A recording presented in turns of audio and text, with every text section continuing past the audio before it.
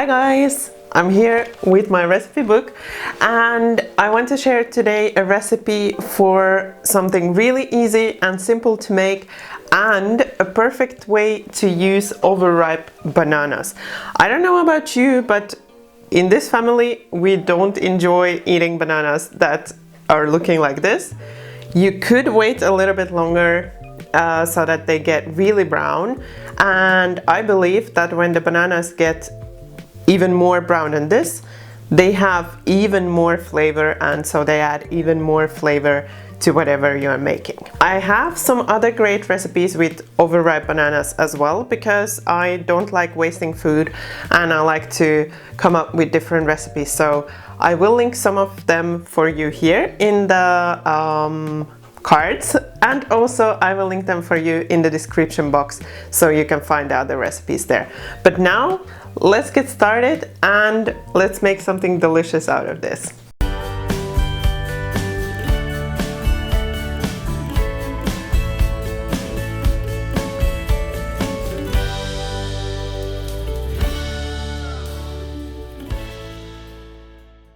I have all my ingredients lined up here. I'm not going to go through all of them. As you can find the recipe in the description box. There's a link to my website where you can find the recipe, and there's also a printable version for you. So everything is going to happen in this one bowl.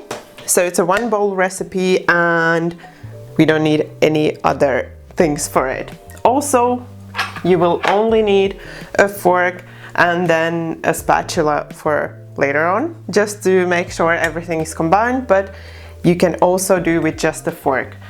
So the first thing we want to do is start with the wet ingredients, and the first thing is the banana, and then we are going to be adding the dry ingredients. Because this is a very fast to make recipe, you could turn the oven on right now so it would preheat, but because my oven makes some funny noises, we are gonna wait until we have everything ready, and then I'm gonna turn it on so it doesn't bother all of us while we are making this recipe. So now I'm gonna peel the banana and add it into the bowl. And then what you want to do is just to mash the banana, so you have like a banana puree. And the riper your banana is, the easier it is to mash. So you could wait a little bit longer so that it gets really, really brown, and only then use it for the donuts. Did I even mention we're making donuts? Okay, but now it's mashed. You can, well, mine always has a little bit of lumps. I don't mind that, but you can mash it until it's really fine puree. Then we are going to add the rest of the liquid ingredients. I'm gonna add the eggs first, so I have 2 eggs here.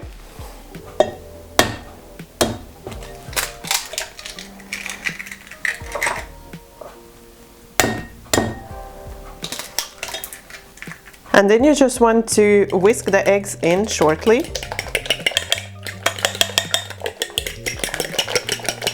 Just to break the structure and combine with the banana. And then when it's combined, you want to add the rest of the wet ingredients. So I've measured the kefir here.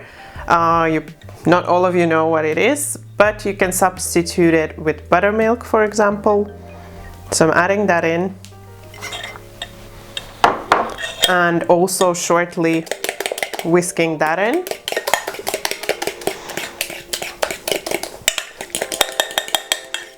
Also just until combined.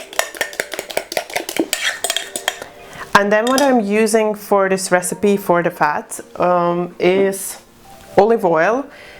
It does not taste in the donuts, trust me, but if you want you can also substitute with any other oil or melted butter.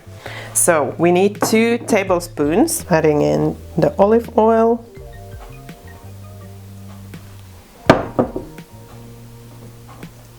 Then also whisking in the oil, just shortly.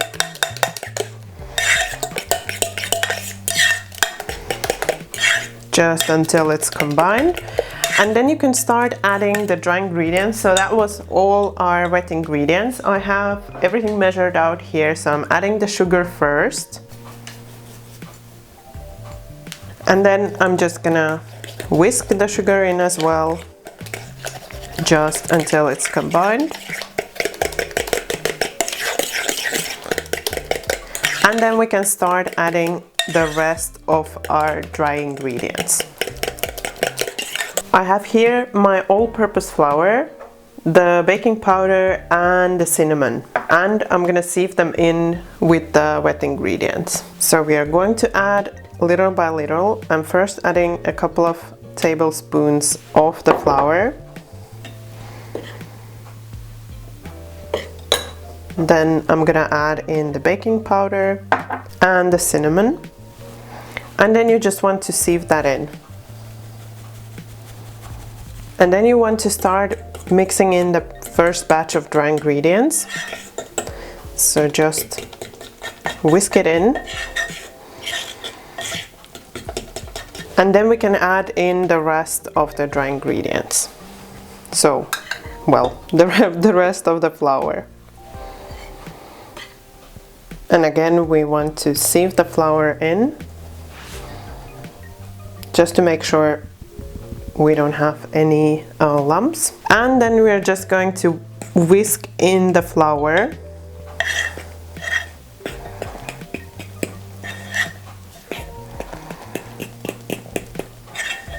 And if you whisk slowly, it's not gonna fly over your kitchen like it's doing in my case, so just start slow.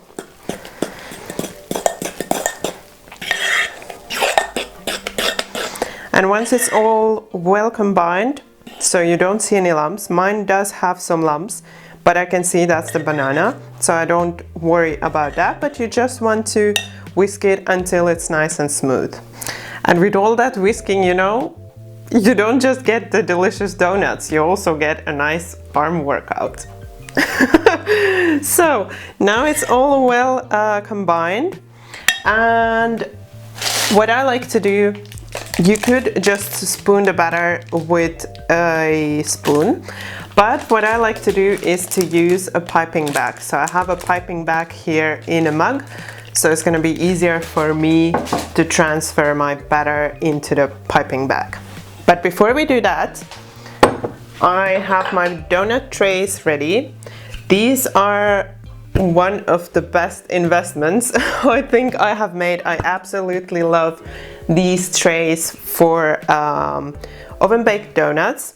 They're non-stick, and all of the donut recipes are really easy to make. I have some other great ones as well. I will link those for you, but they're easy to make, fast to make, and they taste so delicious. Then you just need to find a way to open the coconut oil. I use coconut oil for buttering my donut pans. So let's, yay! So you just need to open the jar. Then we just want to butter the donut trays. So I just take about a teaspoon of the coconut oil and butter the tray.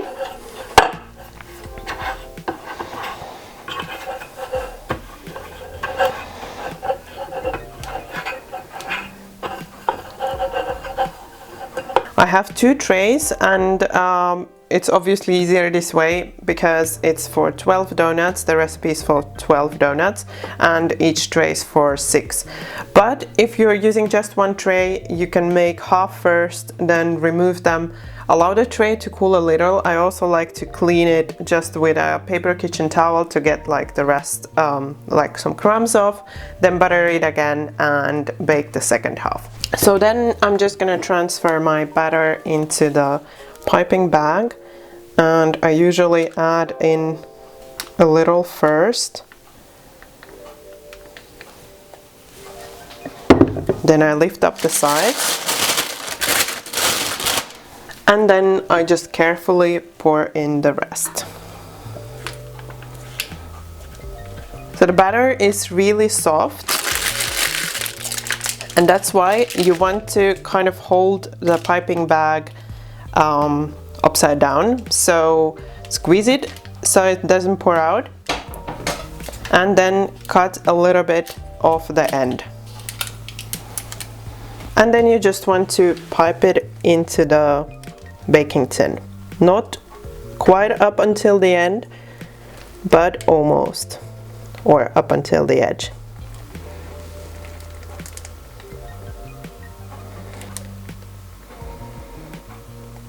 So then we have the donuts ready to hit the oven. So if you had your oven ready, you can just pop them in. And I'm just gonna turn the oven now, and they are gonna go into the oven. The baking instructions are also in the link down below to my website. So click the link, you get to the recipe, and then you'll find all the instructions. So they're out of the oven, they're smelling really delicious. And now I'm going to show you how you can test whether they're baked through. So you want to test with your finger like this. And if the donut kind of bounces back, then it's baked through. And then you just want to remove the donuts from the baking tray. I like to use a small spatula for that. I don't want to scratch the pan.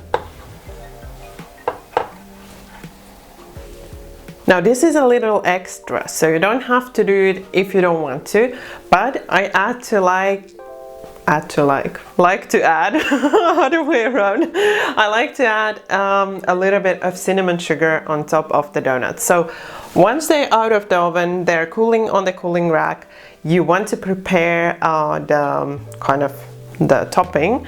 So I have melted some butter, and I also have prepared the cinnamon sugar, so just a mix of cinnamon and sugar. And while the donuts are still warm, because then they are going to kind of soak into the butter, you want to make the cinnamon sugar. So let's do that. So I just want to dip the brush a little bit into the butter, and then just brush the top surface of the donut with the butter. So we just want to have something there which is gonna stick the sugar then to the donut. And then once it's still moist, you want to roll the donut in the cinnamon sugar.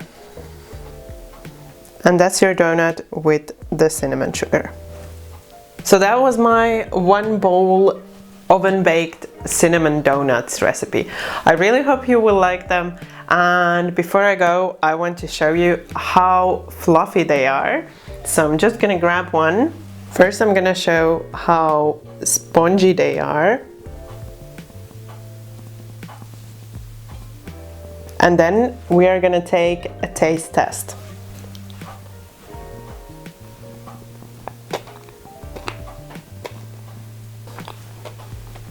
They're really soft, really cinnamony, and the sugar on top gives a really lovely crunch.